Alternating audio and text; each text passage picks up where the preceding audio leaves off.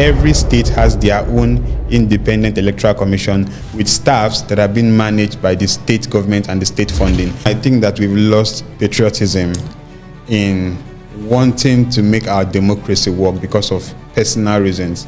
And so what I say is the lack of planning and then the lackadaisical attitude of those who have been elected into power. People do not even have information. Sometimes you see... I wanted to say that. You see elections. I wanted to say that. Elections being postponed severally, and then eventually when it holds, people are not even aware that elections are happening. The fact that citizens are not engaging and there's no pressure makes the local government chairman even much more relaxed because there is no demand. Yes.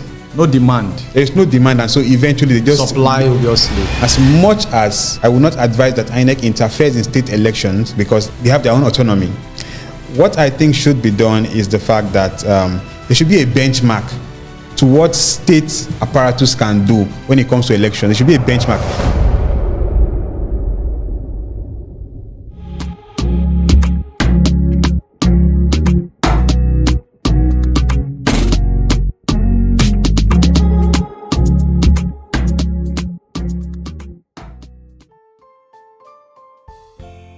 Hello and welcome to this episode of the Fourth Schedule podcast. My name is Emmanuel Obiabo and I am your host. This is a platform where we host seasoned professionals and stakeholders as guests to discuss and foster actions on local governments of Nigeria with specific focus on the area councils of the FCT.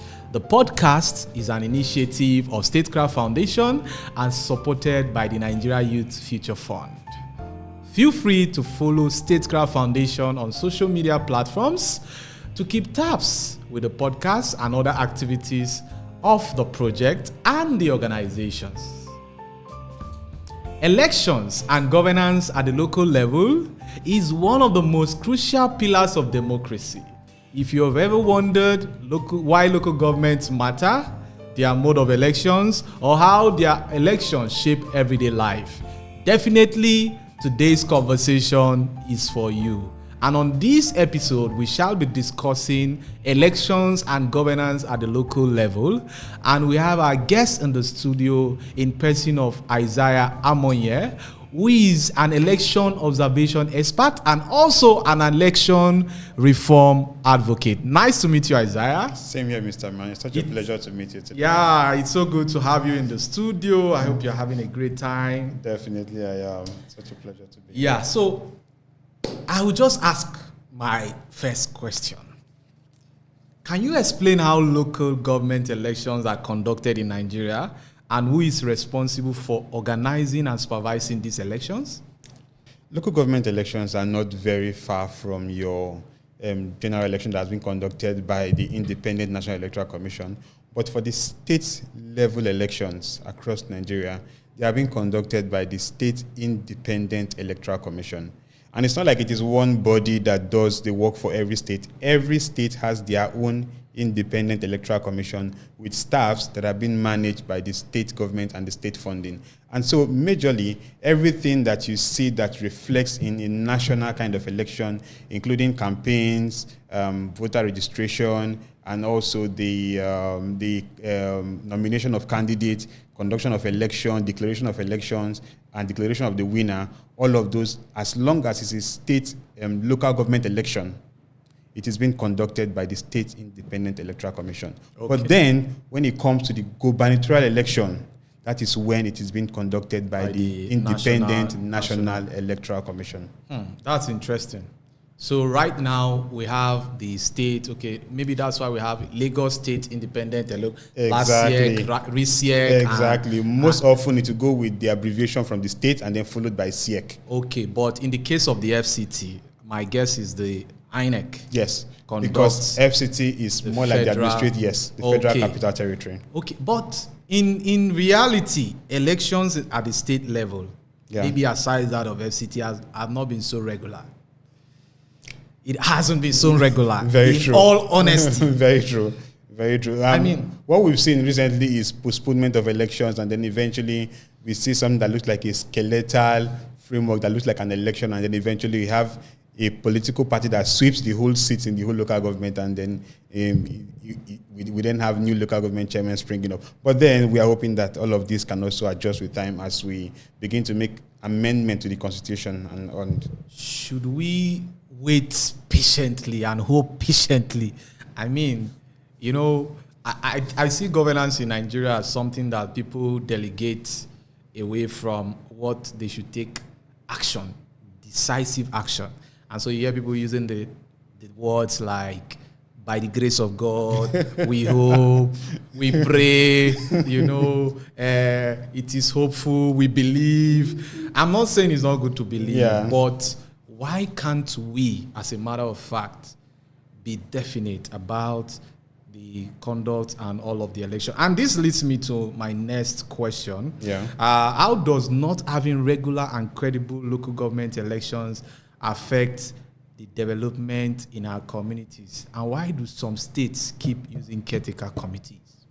Okay, so let me start from the 1999 Constitution. Okay. What that did was that it, in some kind of way, crippled the power of the local government. And so what it did was that because state executives understand that funding is supposed to flow from the federal government to the state as well as also the local government, because they are also independent. But then because of the constitutional interdependence between state government and local government, somehow local government's fund has been subsumed into state funding. And then so eventually what that does is now in the case of elections, it then weakens the structure that is supposed to make the local government more independent. Oh, I see. In reality, just like you're saying, on item 7 of the Constitution of the Federal Republic of Nigeria, it gives the states supervisory powers over the local government, and it says there will be a joint account between the state and the local government. So could this, like you are pointing out, this could be the reason why we've not had will I call it electoral, not really electoral independence, will I say administrative independence? Exactly. So what it does now, even with the state assembly, even making more policies that weakens the local government, even makes it worse. And so what this down eventually cascade into would now be that when elections are being conducted at the local government level, they might not really reflect what the people want to see, like you would assume for an election that's being conducted by the Independent National Electoral Commission. And so the weakness of the local government structure comes majorly because of the provisions in the Constitution from the 1999 Constitution, and then which were further weakened by the collaboration between the state executives and the state assemblies. Okay, so how does this, I know it definitely affects governance at the local level, the lack of conduct of election. So how does it affect development in our communities? How do you? First of all, it makes the people lose trust in the electoral process. And losing trust would then mean that they lose participation in the elections, because the assumption is that it is business as usual. Of course, which is the reason why sometimes you see that elections in the state level are being postponed, and then eventually there is a caretaker committee that comes in to take the place of elected local government chairman. And then it begins to water down the independence of the local government structure. I see. And so eventually it just, and then before you know it, even those who are even the caretaker chairman, because they serve a power that put them there, they are no longer loyal to the people who they are supposed to be serving, as opposed to serving the person who appointed them and put them there. And so somehow it reduces the effectiveness of the local government structure in serving the people whom they're supposed to be serving, because it's more of an appointment than an elected position. Because when the people elect people into power, the power belongs to them. But when somebody appoints them, more like the caretaker committee, like you talked about earlier on, it means that somebody has to serve somebody else who put them in that position just so that they can be able to win the next ticket to get to the next position, and then it becomes a political career. You've just used this response to hit two of my questions at the same time. But one thing you mentioned, which caught my interest, and which we are also very much as an organization particular about, is the fact that citizens or residents at the local level lose trust in the electoral system. Talking about voter apathy. Yeah. I am very much aware that in the 93 point whatever million voters, less than 40% in most cases turn out to vote. Yeah. And so you have people just collecting their PVC just to do bank opening of bank account and all those things, and KYC verification, not necessarily for the purpose which those cards, those voters cards were collected. Yeah.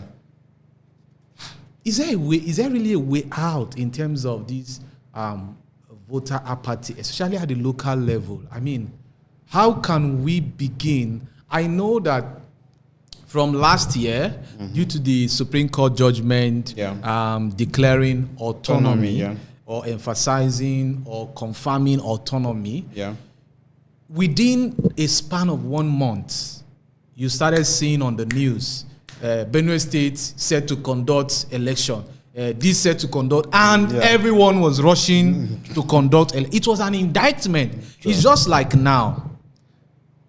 You have the 2026 budget. It hasn't been sent in most cases. And then within the last 30 days, you see a lot of states rushing to send in their budgets. Yes. And then it's more like, oh, we forgot. Why do we take elections, or why do we take those key parameters of a democracy as an afterthought? Like, I forgot my wallet. I forgot we're supposed to conduct election. Why? I mean, can you share your thoughts? Over time, I think that we've lost patriotism in wanting to make our democracy work because of personal reasons. And so what I say is the lack of planning and then the lackadaisical attitude of those who have been elected into power, in quotes. And so what you now see is this laid-back attitude from service, where you only be more reactive to duty as opposed to being proactive to what is supposed to be your responsibility to the people and to your nation. And so there has been this erosion of patriotism, which has also even affected the people and made them even lose their place in advocating and also pushing forward for reforms that even affect them. And so over time, because of bullying, and so you see that even at the state level structure, we see that there has been, you see people who are laid back and not wanting to speak to authority and also not wanting to ask for what is supposed to be theirs, just because even the state level, the state governance structure has put them in that position, and even the state governors themselves. So everybody's looking towards the next election and the election that comes forward. But then the duty that comes in between that has been eroded and has been watered down to a level where it becomes a routine as opposed to service to the people who put them in position. Okay, but we rightly had said that the elections do not even happen. So why? I mean, it makes sense. They say politicians plan for the next election. Yeah. And what do you call it? The technocrats plan for governance or like, and all that. But in reality, we have a situation where the elections don't happen as they should happen. I know, like you said, let me borrow your word. We hope time will help things improve. We've been discussing a lot, and we are going to still be discussing so much more. I just want us to take a very short break. We'll take a very short break right now. Our guest is still with us in the studio, and when we return, we shall continue the discussion on elections and governance at the local level. Thank you. Do stay with us.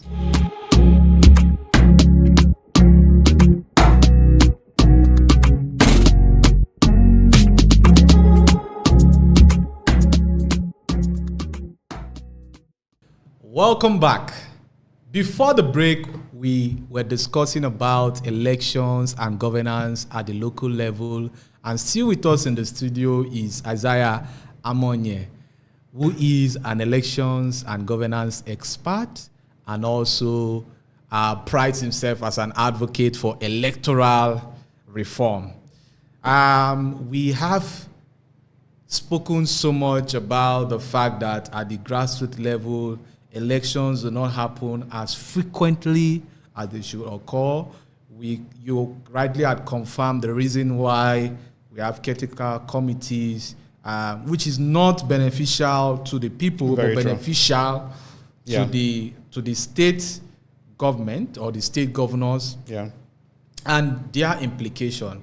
I feel we haven't done enough justice to the implications of that, but I know that in these following conversations, we will be having more about that. So can you tell me what stops citizens from taking part fully in local government elections and governance, and how can we make people interested and involved? We rightly have talked about voter apathy. Yeah. And so, first off is the fact that we talked about the issue of trust. The fact that they do not trust the process makes them not want to participate. And then also is the fact that the outcomes, even if somebody wins the election or even if they participate, what's the possibility that those people that are going to take those positions will not be loyal to the state executives? And then also the fact that people do not even have information. Sometimes you see... I wanted to say that. You see elections. I wanted to say elections being postponed severally, and then eventually when it holds, people are not even aware that elections are happening. I mean, if we complain about the general elections and maybe, like you said, the off-cycle elections, I think the best turnout we have is in the general elections. Yeah, but even in that general elections, you get to see that elections that happen on maybe the same day or just a week apart, you have a situation where people don't turn out. So maybe you have 30 million showing up for the presidential election. At the end of the day, you have less than 75% in the gubernatorial election. And all that. And then you wonder what's happening. And public holidays are given. Now, the worst we have is even the local government election. People don't even know that local government election take place. True. FCT that we have, for example, has slated the elections. INEC conducts the elections. Yeah. INEC has said the election is going to be taking place in February of 2026. Yeah. I doubt people are aware. I mean, aside for maybe the banners of some of the aspirants that are in major roundabouts, major junctions, in the communities and in the towns, major towns of those area councils, I doubt people are aware. So, when it comes to local, well, for Abuja, I think it's even better compared to when you go to the subnational level. But majorly, I think I once observed an election in Abuja. That was the last one that happened in Abuja. Or the local government election? The local government election. Oh, okay. Yeah, so first off, okay, so my own polling where I went to observe, there were only two voters in the polling unit. And so the INEC official called the two of them, and then one of them showed up, the other didn't show up. So so another thing that I think might be the issue of turnout is the fact that the redistribution. 2 people. Yes. Can you estimate how many people were registered? 2 people were registered to vote in that polling unit. No, I mean how many voters? Yes. Total registered voters for the polling unit. 2 people. So that period was the time when there was a redistribution of polling units. Oh, so eventually that also made them not to even want to turn out for elections. Yes. And so what I think would be a best strategy would be a more massive communication, and then even via text blast and all of those kind of things, where you get messages on your phone letting you know your polling unit, and then also maybe if there can be local government town hall meetings where local traditional rulers can give people information about the coming of election, and then maybe something like a forum that brings all of these people together and creates more awareness, CSO engagement too is also very relevant, as well as also NOA engagements as well. So all of these put together would put more information in the eyes of the people. Of course, the media plays a very critical role in this as well. You've talked about the conduct itself of the elections and the awareness about the election, and talking about getting people interested. I mean, some people, I want to think that aside the fact that people are not so aware of the election taking place, they are also not aware of the manifesto of the candidates. They are not aware of the directions of the candidates. They are not aware of the place the councillors and the chairman, the role they play. I mean, these are, how can we, I don't know, in a bid to try to get more responses to this, because I feel that is one of the things that is making people disinterested, right? True. Okay, so first off, if you notice, that's what I was even talking about pre-engagement. Okay. If there was a town hall where these people come to meet together and then they're able to put out their manifestos and people know them. Okay. It brings interest to want to participate. Yes. And then after participation comes the need for now accountability after they've been able to get that position. Yeah. And then also some level of influence from, one thing I notice in governance is the fact that when your boss is on his toe and doing the work, you want to follow suit. Yes. So when you have somebody who is the minister, for instance, putting pressure on the local government chairman to do their work, and then also the citizens themselves engaging these people because they've had a pre-engagement with these people during the course of their manifesto. Yes. Then there becomes a double pressure that allows them to want to now do what they are supposed to do. And so that way, people are more aware, and then they become more engaging to these people, and then they begin to...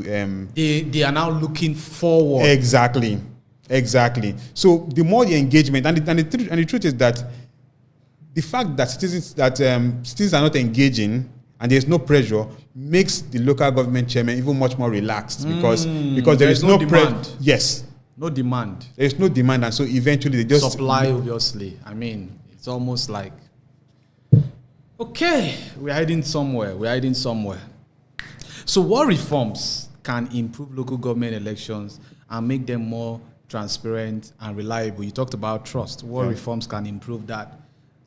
Okay, so as for Abuja, of course, INEC does that. And INEC, when you talk about credibility, INEC has a higher standard of credibility compared to the state electoral commissions. And so what I think should be done is that as much as INEC, I will not advise that INEC interferes in state elections because they are an independent, they have their own autonomy.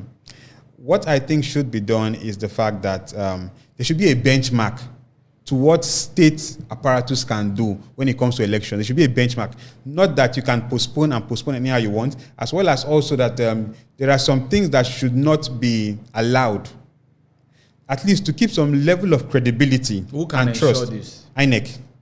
As a federal body. Does INEC have regulatory powers over the state?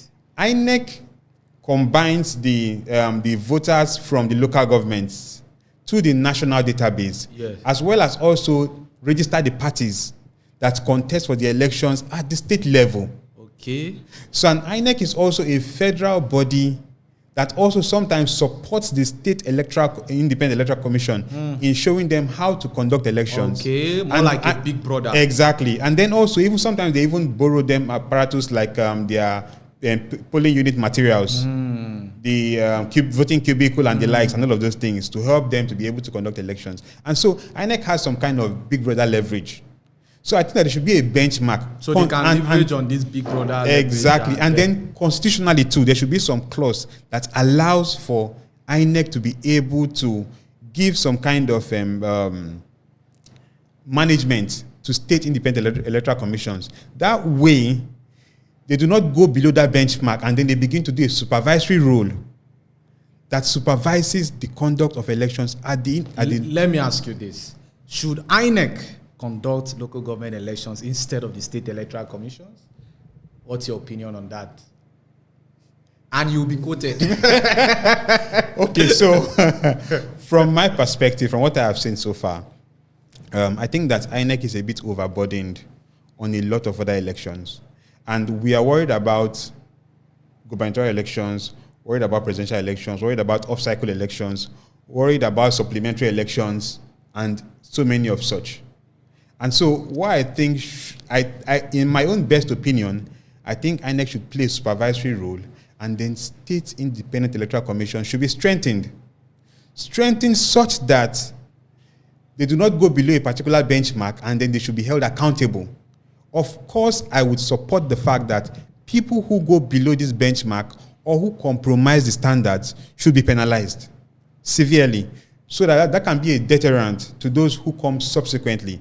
And then also, they should be alienated from the state executive, given their own budget, given independent nominations, as well as also some kind of measures that separates that makes the independence of the SIEC much more authentic, as opposed to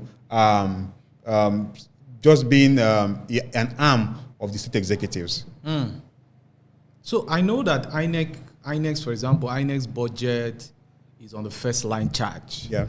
I think it's going to be worthy to explore, to research what if also that applies for the state electoral commissions, because that is also one way to ensure independence, right? True. And so Isaiah is saying, I don't support INEC to I don't, because take off. If you look at structure, if INEC takes that role, but INEC has presence in all 774 local governments, which means they can strongly supervise, and penalize, or even INEC is running away, especially for the last INEC chairman is running away from taking up the, I think, electoral offense commission, like punishing electoral offenders and all that. INEC is saying no, we don't want to. Of course, so the plan is actually currently what is obtainable is that the EFCC and all of those bodies are able to penalize, and then there's this partnership between INEC and the state and the police. And so it's called ISES. Okay. And so what that does is that once somebody is being seen collecting bribes or trying to undermine the elections, they are handed over to the police or handed over to the EFCC and and ICPC and the rest of them. But then what we are pushing for is that there should be a commission that handles penalization, where we have legal practitioners who would do like a quick justice system, where they can quickly penalize these people and then take them to prison straight up. Because I feel that would do a lot of reform on our elections. Yeah. Because like they say, any system without rewards and sanction is prone to be a failed system. And Very so true. in the case of our conduct of elections, and also election is a very good part of governance. I know some people say we don't even need elections to actually practice democracy. Like, yes, election is one way to choose our leaders. Yes. But not conducting elections does not necessarily mean we are not democratic, right? Because our election has been mad. I listened to a recent interview by RT, where the executive director of Yaga Africa was posed a question about the elections, and he tried to actually mention that, that does not necessarily, because one of the reasons why you see a lot of military coups, mostly, aside the fact that there's a perception that the democratically elected leaders are not living up to expectation, there's also that complaint of maybe an incumbent losing election and refusing to hand over power. So you see that. So that intermediate or that transitional phase does a lot of damage, right? And somebody has corrected me to say there is actually civilian coup, because there is coup as a prefix, which is military coup or civilian coup. Yeah. And civilian coup is when civilians or SOP, or will I say truncates. Like what happened in Egypt. So now let me ask a general question, which we ask all of our guests that come on to the studio. What is your definition or picture of functional local government? Autonomy. True autonomy. Okay. Is there false autonomy? From what we see right now, despite the autonomy given to local government, it is still not in practicality at the moment. So true autonomy in the way that funds directly come from the federal government straight to the state, and also to the local government. Directly. Uninterrupted. As opposed to the joint account. Yes. That should give some leverage, direct leverage for local government chairmen to be able to work effectively. And then secondly is that I think that there should be some kind of digitalization of the work that the SIEC does in some kind of way. Something like a BVAS, something like technology. Adding technology to the electoral process at the state level to remove a lot of human efforts. Okay. Within that state elections. Okay. And so that way it helps to, and then another thing that I think would be an effective local government. That's painting a picture of a functional local government. Functional local government, yes. And then where there is connectivity between the people and their leaders. I remember once upon a time inclusion and engagement. Inclusion by the government, engagement of the citizens. Exactly. And then I think there was a time when we used to have where you see somebody who has achieved a lot in life, gone out of the country, come back, and then just decide that, okay, I want to retire back to my state as a leader and then serve my people before I exit. And so let's look at a functional local government to be where you have people who are really patriotic and want to serve the people wholeheartedly, and they are close to the people. Because what we see right now is that you see sometimes that most of the local government chairmen are not even known by their people, and they are just having a skeletal presence within their locality. And so where there is accountability, people can assess the local government chairman and then the councillors as well as all other people who are working at the state level, and then they can also do their role as... Okay, Isaiah, it's been a wonderful conversation on pleasure. This episode. I want to thank you so much for joining us and bringing on board your practical expertise and all that. And we are happy to have you. It doesn't end here.